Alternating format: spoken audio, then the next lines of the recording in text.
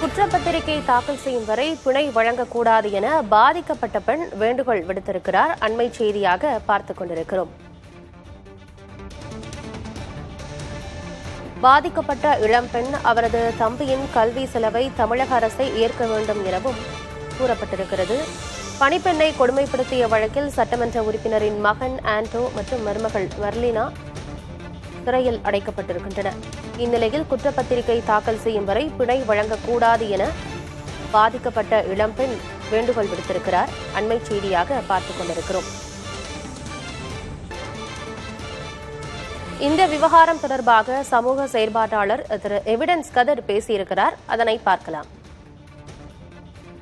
SC ST வன்கொடுமை தடுப்பு சட்டத்தில் என்ன சொல்லப்படுது அப்படின்னா, சிஆர்பிசி 1973ல் அது அக்யூஸ்டுக்கு நிறைய உரிமைகள் வழங்கி இருக்கும்.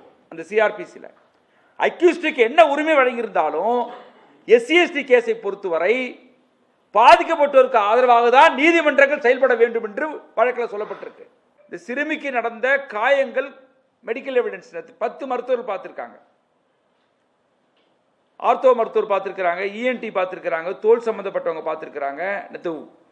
முழுக்க ஸ்டொமக் முழுவதும் அவங்களுக்கு ஸ்கேன் செய்யப்பட்டிருக்கு. தண்ணியை நிரப்பி கிட்டத்தட்ட 5 hours 6 hours அவங்களுக்கு பண்ணப்பட்ட. குற்றவாளிகளுக்கு பிணை கொடுக்கக்கூடாது. குற்றவாளிகள் வலுவானவர்கள், அரசியல் ரீதியாகவும் ஜாதி ரீதியாகவும் பண ரீதியாகவும் வலுவானவர்கள்.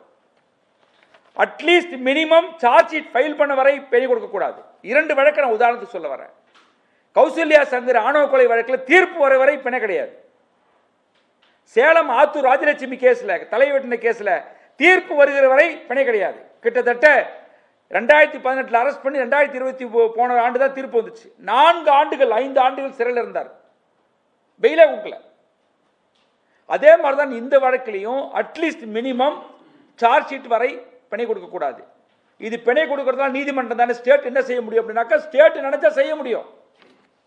ஸ்டேட்டை விடவா இங்கே நீதிமன்றம் என்ன, ஸ்டேட் இன்வெஸ்டிகேஷன் ஆஃபீஸர் இருக்கிற எவிடன்ஸ்லாம் இருக்கு, பக்காவா இருக்கு, கொடுத்தாங்கன்னா பிணை கொடுக்கக்கூடாது. முக்கியமான டிமாண்டாக நாங்கள் வைக்க விரும்புகிறோம். 2வது, தமிழ்நாடு அரசு இதுவரை எந்த நிவாரணம் கொடுக்கப்படலை. எவிடன்ஸ் நாங்கள் ஒரு அமைப்பு நாங்கள் கலெக்ட் பண்ணி 1.5 லட்சம் ரூபாய் அந்த பாப்பா கல்வி செலவுக்காக கொடுத்துருக்கோமே தவிர கவர்மெண்ட் சைடில் இருந்து ஒரு அசூரன்ஸ் கொடுக்கப்படலை கல்வி செலவுக்காக. எவ்வளவு ஒரு 17 வயசு சிறுமி மேற்கொண்டு கல்வி படிக்கணுன்றதுக்காக படிப்பை நிறுத்திட்டு உழைச்சிட்டு அந்த காசை எடுத்துட்டு படிக்கணுன்ற நிலைமை தமிழ்நாட்டில் இருக்கு அப்படின்னா, நம்ம பேசுகிற எல்லா வேல்யூஸும் உடஞ்சு போச்சு.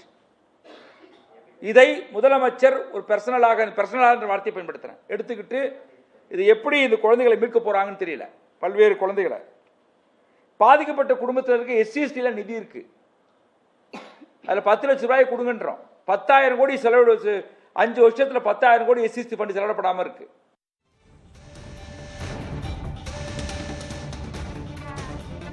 ரொம்ப கஷ்டப்பட்டு தான் நான் வேலை செஞ்சேன். அதுக்கான ஊதியம் இன்னமும் எனக்கு கொடுக்கல. அது மட்டும் அரசு எனக்கு வாங்கி கொடுக்கணும்னு நான் கேட்டுக்கிறேன். ஏன்னா நான் போயிட்டு ஏனோ தானோன்னு இருந்துட்டு வரல. நான் ரொம்ப கஷ்டத்தை அனுபவிச்சேன். அவங்க அவ்வளோ சித்திரவதை பண்ணியும் நான் வேலை செஞ்சேன், ரொம்ப கடுமையாக வேலை செஞ்சேன். நான் படிப்புக்காக தான் அந்த வேலையே செஞ்சது. அது என் படிப்புக்காவது அது ஹெல்ப்பாக இருக்கும். யாரும் ஹெல்ப் பண்ணலைன்னா கூட நான் வேலை செஞ்ச காசாவது எனக்கு படிப்புக்கு ஹெல்ப்பாக இருக்கும்.